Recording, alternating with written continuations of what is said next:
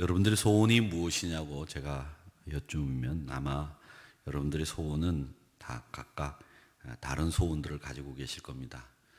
요즘 우리 대한민국 국민들에게 소원이 뭐냐 이렇게 물어보면 빨리 하루속히 이 코로나 바이러스가 종식되는 겁니다. 경제가 다시 살아나는 겁니다.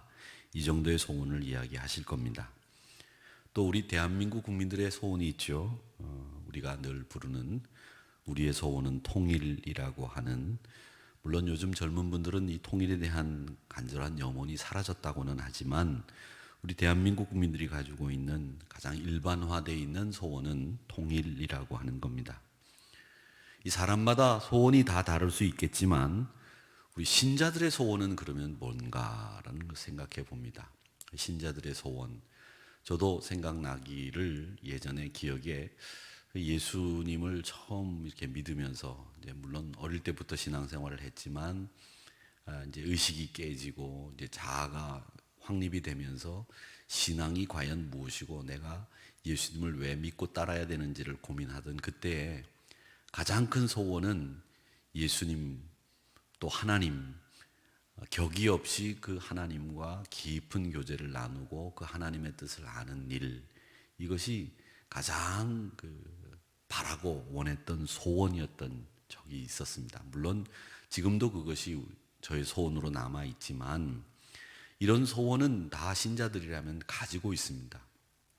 하나님과 영생의 기쁨을 누리면서 마음껏 교제 나누는 일, 그 영원한 생명의 교제를 나누는 것이 우리 신자들의 가장 큰 소원이다, 이렇게 생각을 하는데, 여러분들은 그 소원을 이루기 위해서 어떤 해결책이나 방법을 택하는지 모르겠습니다만은 우리 신앙생활에 있어서 우리가 가지고 있는 소원이나 문제들을 해결하는 방법, 모든 문을 열 수 있는 맞는 키가 어디에 있느냐면 예수님 안에 있습니다. 마찬가지로 우리가 가지고 있는 소원을 이루기 위해서는 그 방법이 예수님 안에 있다는 것을 아셔야 되겠는데, 예수님이 왜 그 방법을 가지고 계시느냐? 예수님 안에는 우리 신앙의 목적도 들어있고요, 예수님이 우리 모든 문제 해답을 가지고 계시기 때문에 그 예수님 안에 영생, 구원, 그리고 하나님의 나라, 샬롬, 이것이 다 들어있습니다. 예수님을 얻게 되면, 예수님을 만나게 되면 그래서 다 얻게 되는 것이고 해결이 되는 겁니다. 근데 오늘 여기 말씀해 보니까 예수님을 택하지 않고 대신 재물을 택한 부자의 이야기가 나옵니다. 이 부자의 이야기를 가만히 보면 이 부자는 영생의 그 소중함을 잘 몰라요. 가치를 잘 모르기 때문에 자신이 다시 재물을 택해서 세상으로 나가버리고 만다는 이야기가 나옵니다. 자, 이 예수님과 부자와의 만남에 대해서 이야기를 좀 해볼까요? 오늘 17절의 말씀에 보니까 예수님이 길을 나가실세라고 되어 있습니다. 제가 월요일부터 말씀드리는 것은 이 가버나움, 즉 갈릴리에부터 시작을 해서 가버나움을 떠나서 여리고를 거쳐서 예루살렘으로 지금 하나님 나라의 역사를 이루기 위해서 지금 예수님은 이 노상에 지금 계십니다. 이런 예루살렘으로 내려가는 이 노상에서, 예루살렘으로 올라가는 노상에서 한 부자를 만나게 되시는 거죠. 근데 그 예루살렘으로 가는 이 여정은 바로 어떤 길이냐 하면 바로 십자가를 짊어지고 예수님께서 당신의 구원 사역을 완성하려고 가시는 길이라는 거죠. 그런 길을 가시면서 예수님은 계속 제자들에게 뭐라고 말씀하시느냐? 제자도가 뭐다, 하나님 나라는 이거다, 내가 이렇게 된다라고 하는 것을 가르치시면서 예수님은 지속적으로 그 하나님 나라와 제자도에 대한 설명을 하고 계시는 겁니다. 이때 어떤 한 사람이 예수님께 달려와서 무릎을 꿇고 영생에 관한 질문을 합니다. 아마 이 부자도 예수님을 따르는데 굉장히 많이 진지하게 고민도 하고, 또 자기 삶의 영생이라고 하는 것이 과연 뭔지, 진짜 가치가 있는 게 뭔지에 대해서 고민도 많이 했을 것으로 보입니다. 그런 질문이 뭐였느냐면, 내가 무엇을 해야 영생을 얻을 수 있겠습니까? 라고 하는 질문인데, 이 질문을 던진 부자에게는 한 가지 전제, 그 기본기, 베이스가 있습니다. 그게 뭐냐면 하나님의 은혜를 받은 하나님의 백성, 하나님의 은혜를 받은 내가 하나님의 은혜에 대해서 어떻게 반응하느냐, 여기에 대해서 자신은 이미 하나님의 은혜를 받았고 이미 영생을 누릴 수 있는 자격을 갖추고 있고 이미 내 신앙은 어느 정도 반열에 올라와 있다라고 하는 것이 전제가 돼 있어요. 그러면서 예수님께 선한 선생님이여 라고 이렇게 묻는데, 선한 선생님이여 라고 묻는 그 의도는 뭐냐면 너도 선하지만 나도 선하다라고 하는 것도 깔려 있다는 거죠. 근데 이 선함이라고 하는 것은 예수님은 분명하게 말씀하십니다. 인간은 누구도 선할 수 없다. 하나님 한 분밖에 선할 수 없다. 이렇게 이야기를 하시면서 이 부자가 어렸을 때부터 계명을 잘 지킨 것에 대해서 자랑스럽게 얘기하는 그 부분에 대해서 예수님은 꼬집고 또 그 부분을 짚고 넘어가십니다. 근데 이 부자가 여기서 교만하다라고 얘기하는 것은 조금 과장이고요. 부자가 교만하기보다는 적어도 내 삶이 율법에는 충실한 삶이었습니다. 적어도 나는 하나님의 백성으로 은혜 받은 사람입니다 라고 하는 전제가 있었다고 말씀을 드렸는데, 이 부자는 이 계명 이해가 굉장히 피상적이고 자신의 의무나 책임 정도 선에서 이 율법을 지키는 것에 대해서 생각하고 있었다는 겁니다. 근데 이 부분에 대해서 예수님이 말씀하시죠. 네가 오히려 한 가지 부족한 것이 있는데 그게 뭐냐, 네가 가진 거 나누어서 가난한 자들에게 주어라, 이렇게 이야기하시는 거죠. 이 말씀을 들은 이 부자는 영생에 대한 진지한 고민도 있었고 예수님을 따르려고 하는 생각도 있었고 하나님을 경외하는 백성으로 자신의 책임과 의무도 다 했는데, 정작 그 마음속에는 재물이라고 하는 우상을 제거하지 못하고 있었다는 거죠. 그런데 우리 예수님은 지금 뭐라고 말씀하시냐면, 네 안에 있는, 네가 율법도 잘 지키고 네가 은혜 받은 백성이라고 하는 자의식도 있고 네가 정말 선하게 살려고 하는 진지한 고민도 있었지만 네 안에 하나님이 아닌 진짜 우상이 들어있다. 그 우상을 제거해라. 이 말씀 앞에서 그는 갈등합니다. 22절 말씀에 보면 그 예수님의 우상 버림과 예수님을 향한 초청 앞에서 그는 슬픈 기색을 띠고 근심하며 떠나가 버린다는 말씀을 하고 있습니다. 영생을 갈망하고 하나님 나라를 소망하고 하나님의 은혜를 누리기를 원하는 이 부자는 자신의 우상, 자신의 재물이라고 하는 그 우상 앞에서 노임받지 못하고 해방받지 못하고 결국 그 우상에 매인 노예로서 삶을 끝나려고 하는, 삶을 계속 영위하려고 하는 이런 모습으로 예수님 곁을 떠나가 버린다라는 이야기입니다. 여러분, 우리가 구속받는다, 구원받는다라고 하는 말은 예수님이 아닌, 하나님이 아닌 그 어떤 것으로부터로도 우리가 매이거나 올매이거나 혹은 억압받지 않는다는 뜻입니다. 재물도, 심지어 가족도, 심지어 내 지위도, 내 명예도 어떤 것으로부터도 내가 억압받지 않고 속박당하지 않는 가운데 하나님만 바라고 예수님만 소망하는 것, 그게 진정한 구원의 의미인데, 이 부자는 우상, 자기에게 가장 큰 우상인 재물 앞에서 노임받지를 못했다, 자유함을 얻지 못했다라는 겁니다. 예수님을 택하기보다는 재물을 사랑하는 편을 택해서 움켜쥐고 있던 것을 놓지 못하고 보화이시고 진짜 영생의 가치를 가지신 예수님을 붙잡을 수 있는 기회를 놓쳐버린 거죠. 여러분, 영생과 바꿀 수 있는 그 어떤 것도 이 땅에는 없습니다. 하나님 나라의 소망인 이 영원한 생명과 바꿀 수 있는 어떤 가치도 소중한 것, 영생보다 소중한 것 없다는 겁니다. 이걸 예수님은 오늘 말씀하시고 있습니다. 그러면서 제자들을 향해서 교훈을 하시죠. 재물에 대한 이야기를 예수님은 제자들에게 하시고 있는데, 재물이 있는 자는 하나님 나라 들어가는 것이 심히 어렵다, 이렇게 23절에서 얘기를 하고, 낙타가 바늘기로 나가는 것이 부자가 하나님 나라 들어가는 것보다 어렵다라는 말씀을 하셨습니다. 당시에 이 재물이 많다라고 하는 것은 하나님 나라가 임하기 전에 이 땅에서 누리고 있는 자신들의 축복이라고 생각하던 사람들이 유대인들이었습니다. 그런데 그 재물이 많은 사람이 하나님 나라 갈 수 없다고 말씀을 하시니까 이 유대주의 환경에서 살던 제자들에게도 충격이었고, 이 가르침은 굉장히 많은 사람들에게는 의외로 생각하는 가르침이었다는 거죠.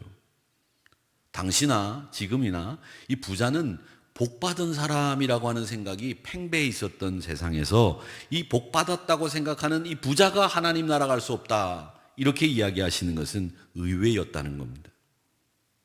그러니까 부를 축복으로 생각하는 사람들은 상식을 깨트리는 말씀이었다는 거죠. 근데 여기에 나오는 재물은 우리가 좀 생각해 볼 필요가 있는 것이, 이 부자들이 재물이 많고 적음을 떠나서 이 부자들이라고 하는 개념에 대해서 정리를 할 필요가 있습니다.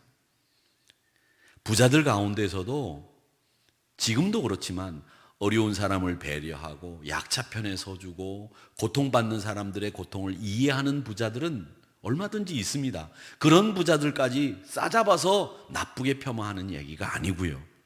근데 예수님 당시의 부자들은 모세의 율법을 지키면서 가난한 사람들의 신원을 들어주며 그들의 고통을 공감하며 그들의 어려움에 동참해주는 그런 부자가 된다고 한다면, 모세의 율법을 지키는 부자로서 이런 부자들은 얼마든지 하나님 나라에 갈 수 있는 부자가 될 수 있는데, 대부분의 유대인들 부자들은 그렇지 않았습니다.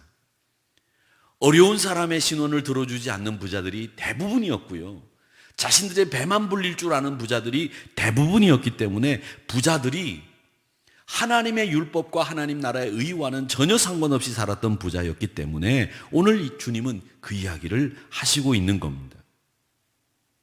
그러면서 이 재물이라고 하는 것은 욕심, 소유욕, 불의, 편법, 냉정함, 이기심, 이것을 상징하는 대표적인 단어가 재물이라고 하는 단어에 집약이 되어 있는 거예요.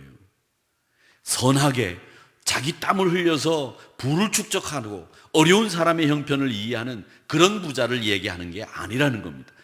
그러니까 이 재물이라고 하는 말씀은 자기밖에 모르고 또 냉정하고 어려운 사람들의 신원을 보살피지 않는 불의와 편법으로, 그리고 욕심으로 똘똘 뭉쳐진 한 사람의 인격을 드러내는 단어가 뭐냐면 재물이라고 하는 단어에 집약이 되어 있다는 거예요.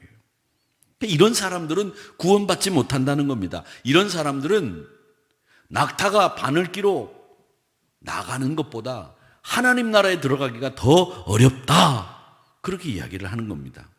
근데 오늘 이 말씀에 대해서 여러 가지 설들이 있습니다. 낙타가 바늘기로 나가는 것보다 하나님 나라에 들어가는 것이 더 어렵다, 부자가.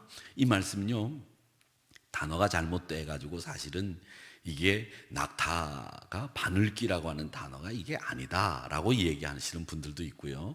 또 어떤 분들은 이 낙타가 아니라 이게 바벨론에서 온 문헌에서 인용된 것이기 때문에 낙타가 아니라 사실은 큰 코끼리다. 바벨론에는 코끼리가 많았기 때문에 낙타보다 이 큰 코끼리였다, 이렇게 얘기하시는 분들도 있고요.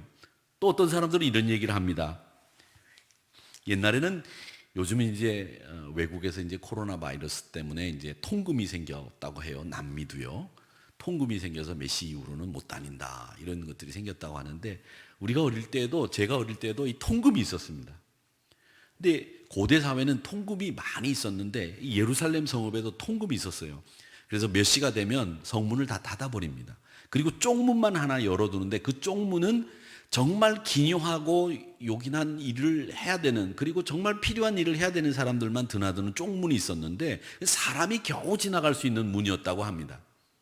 그런 문으로 사람들만 드나들 수 있는데 거기에 대상들이나 혹은 무역을 하는 사람들이 타고 왔던 낙타를 데리고 들어갈 수 없으니까, 그런 통금이 일어났을 때 예루살렘 성읍에서 낙타가 못 들어가는 것을 알고 있었던 제자들에게 이 말씀을 통해서 하나님 나라 못 들어가는 것에 대한 설명을 한 것이다, 이렇게 얘기하시는 분들도 계세요.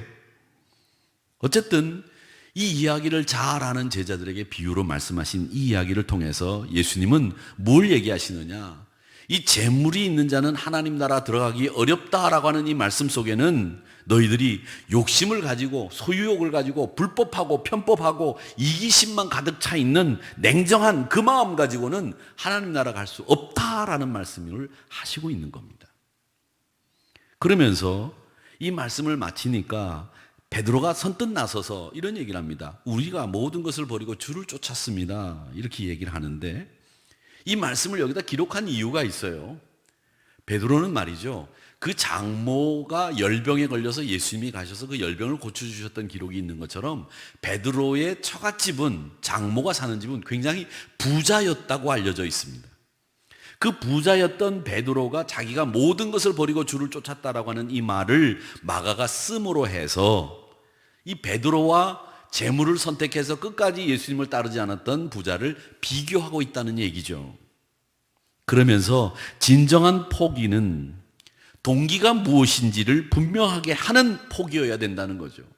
우리가 금식을 할 때 동기가 다이어트였다 그러면은 그건 동기가 다이어트였던 이 동기로 금식을 한 거기 때문에 사실은 의미로 하나님을 진정하게 만나려고 하는 금식이 아니죠. 근데 요즘 우리는 이 다이어트를 하면서 우리가 금식합니다. 마치 하나님과 깊은 교제를 통해서 하나님이 무엇을 말씀하시는지 알기 위해 하는 금식 기도를 하는 것처럼 이야기할 수 있는 이런 여지가 있는, 동기가 무엇인지를 분명히 보는 것이 중요하다는 것을 예수님이 말씀하십니다. 뭐라고 얘기하시냐면 29절에 나와 복음을 위하여, 우리가 포기를 하는데 그 포기가 어쩔 수 없이 뺏긴 거냐, 아니면 내가 자발적으로 복음과 하나님 나라를 위해서, 예수님을 위해서 포기한 거냐, 이걸 너희들이 분명히 하라는 얘기를 하시는 겁니다. 제자들이라고 하는 것은 내가 아무것도 가지지 않아서 어쩔 수 없이 다 잃어버리고 난 뒤에 주님 앞에 와서 저는 주님을 위해서 포기했습니다. 그건 위선이고 가식입니다. 거짓말이죠. 그런데 우리가 그럴 수 있는 여지들이 정말 많기 때문에 예수님은 그 동기를 분명하게 하라고 말씀하시는 거예요. 네가 나와 복음을 위해서 포기를 했다고 한다면 그게 진짜 포기이고 희생이다. 거기에는 예수님의 진정한 보상이 따른다. 이렇게 이야기를 하시는 겁니다. 내가 십자가 짊어지는 거, 자기를 부인하는 거, 그것이 똑같은 결과일지라도 그 동기가 그와 그의 나라와 복음을 위한 것이라고 한다면 그 자기 부인과 십자가 짊어짐은 순수하고 아름다운 것이지만 어쩔 수 없이 내가 십자가를 짊어져야 되고 내가 어쩔 수 없이 자기를 부인하는 이런 상황들이 생긴다고 한다면 그건 하나님 나라를 위한 것이 아니고 자기를 위한 또 다른 신앙의 가식에 지나지 않는다라는 겁니다. 그러니까 우리의 버림, 부인, 십자가 짊어짐, 이것은 그의 나라와 그를 위함이라고 하는 분명하고도 순수한 동기가 있어야 된다라고 하는 것을 이야기하시고 있습니다. 그러면서 먼저 된 자가 나중되고 나중된 자가 먼저 된 자가 많다라고 하는 이 예수님의 말씀은 뭐냐면 세상적인 가치를 뒤바뀌는 하나님 나라의 복을 이야기하는 겁니다. 세상적인 가치는 많이 가진 게 복이고 세상적인 가치는 높은 사람이 존경받는 것이지만 하나님 나라의 가치는 많이 가지고 덜 가지고가 중요한 게 아니라 그의 나라와 복음을 위해서라고 한다면 그 사람이 존경받는 사람이고 그 사람이 인정받는 사람이다. 그 사람이 나중됐어도 먼저 된다라는 이야기를 하시고 있는 겁니다. 세상적인 관점에서 판단하지 않고 하나님 나라 관점에서 판단해라, 이 이야기를 하시고 있는 겁니다. 우리가 주님을 알고 헌신하고 따르는 것은 분명히 감사의 조건이지만 이 수고와 희생을 계산하면서 지배적인 태도를 보이거나 목소리를 높인다고 한다면 먼저 된 자가 나중되는 비극을 맞게 될 것이고 우리 신앙생활은 늘 그의 나라와 그의 의를 우선으로 생각하는 순수한 동기를 그리고 겸손한 태도를 유지하면서 신앙의 경주를 끝까지 맞춰야 그것이 진짜 제자의 아름다운 모습이다. 이것을 말씀하시고 있습니다. 오늘 우리 하나님은 우리에게 무엇을 말씀하시고 있습니까? 정직하고 성실한 부는 하나님의 선물 맞습니다. 그러나 많은 경우 부가 탐욕과 불의와 편법, 이기의 열매라고 한다면, 그리고 아무리 그게 깨끗하고 아무리 그것이 정직한 땀의 결실이라고 할지라도 가난한 이웃을 외면하는 부는 하나님 나라 앞에 합당하지 않다라는 것이 하나님의 메시지입니다. 우리가 아무리 좋은 결과를 하나님 앞에 올려드린다고 하더라도 순수하지 못한 동기로 그 일을 했다고 한다면 하나님 그 결과 합당치 않게 여기신다는 것이 우리에게 오늘 주시는 교훈입니다. 여러분, 재물이라고 하는 것을 보십시오. 그 재물이 나를 부인하는 일과 십자가를 짊어지는 일에 최대의 걸림돌이 된다면 그것도 버릴 수 있는 신앙의 결단을 할 수 있느냐? 이걸 우리 하나님은 지금 우리에게 물어보고 계신다라는 겁니다. 소유를 적당한 선에서 나누는 선에서, 또 내가 생색을 내는 선에서 나누는 것으로 내가 어려운 이웃들을 돌봤습니다, 이렇게 이야기할 수 있는, 나의 어떤 책임과 의무 정도를 감당하기 위해서 내가 어려운 이웃을 돌보고 관심 기울이는 것처럼 하는 가식과 위선의 돌봄과 관심이라고 한다면 그 동기가 순수하지 않다는 것을 우리 주님은 아십니다. 그리고 네가 끝까지 네 소유에 집착하고 있구나라는 것을 하나님 아십니다. 그렇기 때문에 우리가 하나님 나라의 가치를 소중하게 여기는 사람으로 세상적인 관점에서 재물을 바라보기보다는 하나님 나라의 가치를 소중하게 생각하는 이들로 재물을 바라보고 유용하게 선용하는 것이 우리에겐 필요하다라는 것을 우리 하나님은 오늘 말씀하시고 있습니다. 사랑하는 성도 여러분, 땅의 재물을 높이 쌓아서 그것으로 우리가 먼저 되려고 하는 것보다는 나누고 베풀고 어려운 이웃에게 관심을 기울이는 일에 더 우리가 신경을 쓰고 하늘 보화를 쌓는 일에 더 관심을 기울이는 것이 우리에게 필요하리라고 봅니다. 한우리교회가 무척 어렵고 온 교회들이 지금 어렵습니다. 그러나 저는 이렇게 어려울 때일수록 어려운 다른 교회를 돌보고 어려운 다른 이웃들을 돌보는 것이 교회가 해야 될 일이라고 생각을 합니다. 우리 한우리교회가 속해 있는 강남 지방에서도 어렵고 힘든 임대료를 내야 되는 이 교회들의 수고를 덜어주기 위해서 기도 중에 있습니다. 여러분들도 관심을 가지시고, 곧 저희들이 우리 교회도 어려운데 무슨 다른 교회를 생각하느냐 이렇게 생각할 수 있지만, 이럴 때일수록 우리가 힘을 모아서 지방에 있는 선교사님들을, 더 어려운 교회들을 도와줄 수 있는 여지를 마련하고 기회를 갖는 것이 중요하다고 생각을 합니다. 여러분 기도해 주시기를 바랍니다. 그리고 이런 어려운 일을 당하고 있는 분들을 위해서 기도하면서 신실한 도움에 동참해 주시기를 부탁을 드립니다. 우리 모두 하나님 나라와 그의 의를 위해서 달려가는 믿음의 길에 여러분의 신앙의 승리가 늘 함께 하기를 주님의 이름으로 축원합니다. 기도하겠습니다.